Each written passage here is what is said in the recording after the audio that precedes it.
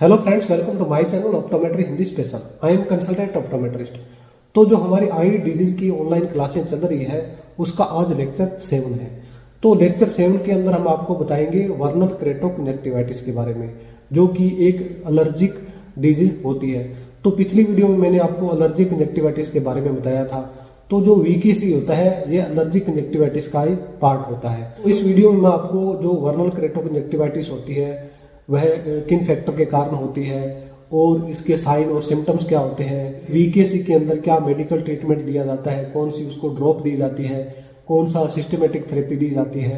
तो पूरा कंप्लीटली इस वीडियो में आपको वीकेसी के बारे में बताऊंगा।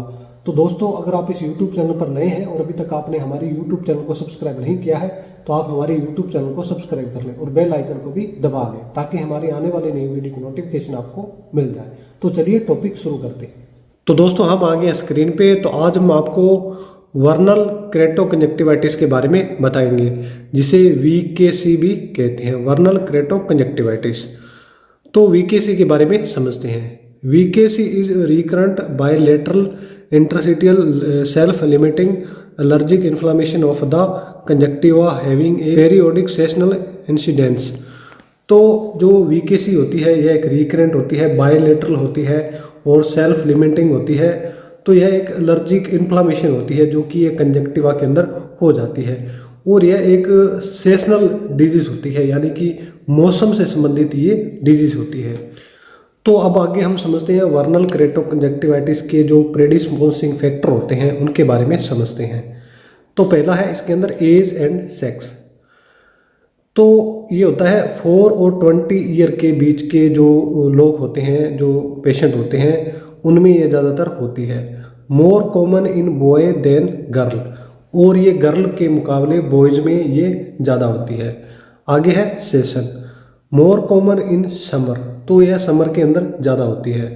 Hence the name spring catarrh seems to be a misnomer.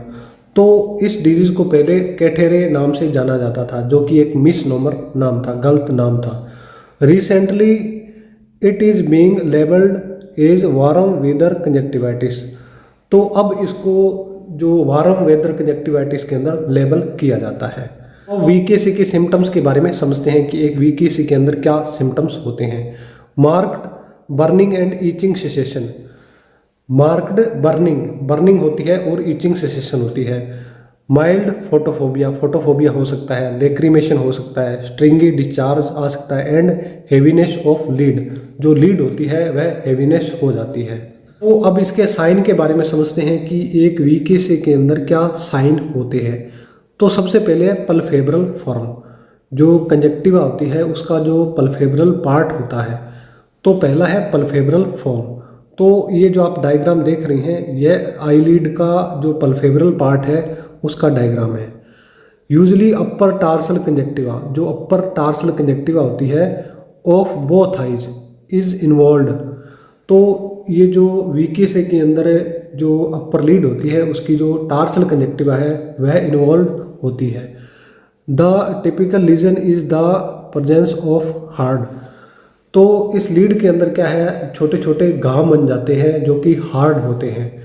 Flat topped और फ्लैट होते हैं। Papillae arranged in a cobblestone और pavement stone with conjunctival hyperaemia.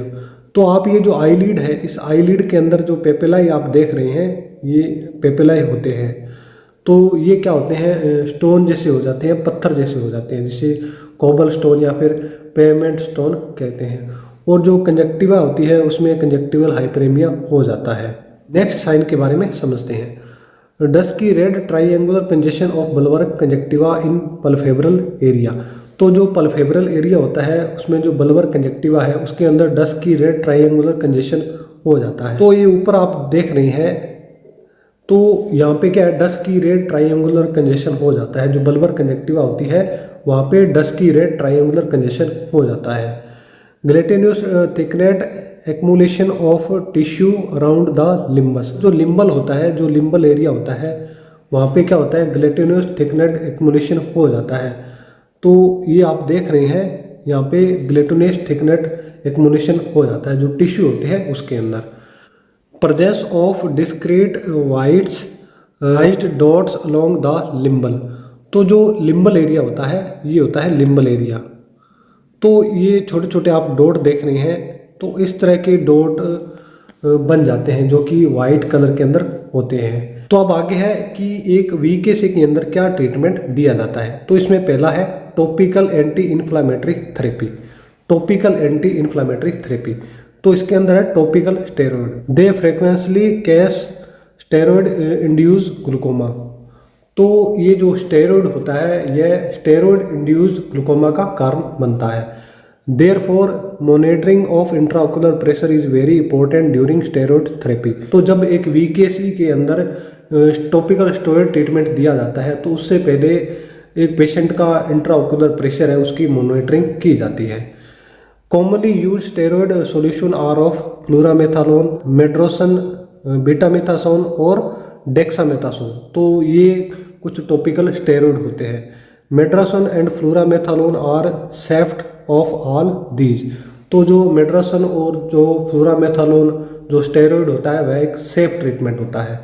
तो इसकी डोज की बात करें तो नीचे लिखा है therapy for 4 times a day for 2 weeks. तो इसको 2 वीक के लिए दिन के अंदर 4 बार डाला जाता है। आगे ट्रीटमेंट है mast cell stabiliser. Mast cell stabiliser such as sodium cromoglycate 2% drops 5 time a day are quite effective in controlling VKC especially atopic cases. तो एक वीकेसी के अंदर मस्ट सेल स्टेबलाइजर ट्रीटमेंट दिया जाता है, जैसे कि सोडियम क्रोमोग्लाइकेट 2% है तो इसको भी 5 टाइम दिन के अंदर डाला जाता है जो कि वीकेसी को कंट्रोल करने के लिए इफेक्टिव होता है। आगे इसका ट्रीटमेंट है dual action anti histamines. Dual action anti histamine and mast cell stabiliser such as azelastine, olopatadine and ketotifen are very effective. तो ये ड्यूअल एक्शन एंटी हिस्टामिन होती है। तो ये एंटी हिस्टामिन और जो मस्ट सेल स्टेबलाइजर होता है उसका कॉम्बिनेशन होता है, जैसे कि एजिलास्टिन है, ओलोपेटाडिन है और केटोटिफेन है। तो ये ड्रॉप्स होती है, इसको एक वीकेसी ट्रीटमेंट में दिया जाता है। आगे है टॉपिकल लुब्रिकेंट एंड म्यूकोलाइटिक्स। तो आर्टिफिशियल टीयर, तो एक वीकेसी के अंदर आर्टिफिशियल टीयर भी दिया जाता है। Such a carboxy methyl cellulose provide soothing effect. तो एक वीकेसी के अंदर carboxy methyl cellulose eye drop दिया जाता है। Acetyl cysteine 0.5% used topically. तो यह भी एक लुब्रिकेंट की तरह वर्क करती है, एसिटिल सिस्टीन। तो इसको भी एक वीकेसी के अंदर दिया जाता है। अब आगे इसका ट्रीटमेंट है सिस्टेमेटिक थेरेपी। तो पहले है oral antihistamines may provide some relief from itching in severe cases. तो जिस पेशेंट के इचिंग और जो सीवियर केसेस होते हैं उसके अंदर ओरली एंटीहिस्टामिन दी जाती है। आगे है oral steroid for a short duration have been recommended for advanced very severe non responsive cases. तो जो नॉन रिस्पॉन्सिव केसेस होते हैं या फिर वेरी सीवियर केसेस होते हैं तो उनके अंदर जो ओरल स्टेरॉयड होता है जो शॉर्ट ड्यूरेशन की हो, तो ये ट्रीटमेंट एक वीकेसी केस में दिया जाता है। तो ये होती है सिस्टेमेटिक थेरेपी। आगे ट्रीटमेंट है जनरल मेजर इंक्लूड। तो इसके बारे में समझते हैं। पहला है dark goggle to prevent photophobia. तो फोटोफोबिया से बचने के लिए डार्क गॉगल लगाना चाहिए। कोल्ड कंप्रेसेस यानी कि ठंडी सिकाई करनी चाहिए। एंड आइस पैक है शूटिंग इफेक्ट। तो एक आइस पैक द्वारा भी एक आई को जनरल जो ट्रीटमेंट है दिया जाता है। Change of palace from hot to cold area is recommended. तो जो जिन पेशेंट को हॉट या फिर जो कोल्ड एरिया है उसके अंदर कुछ एलर्जिक प्रॉब्लम हो तो उसको रिकमेंडेड करना चाहिए, उसको उस चीज़ से बचना चाहिए। तो दोस्तों आज आपने वीकेसी के बारे में पूरा इसके ट्रीटमेंट के बारे में समझा है। तो अगर टॉपिक से रिलेटेड कोई कमेंट है तो कमेंट बॉक्स में लिख सकते हैं। तो मिलते हैं नेक्स्ट वीडियो में एक नए टॉपिक के साथ में। धन्यवाद।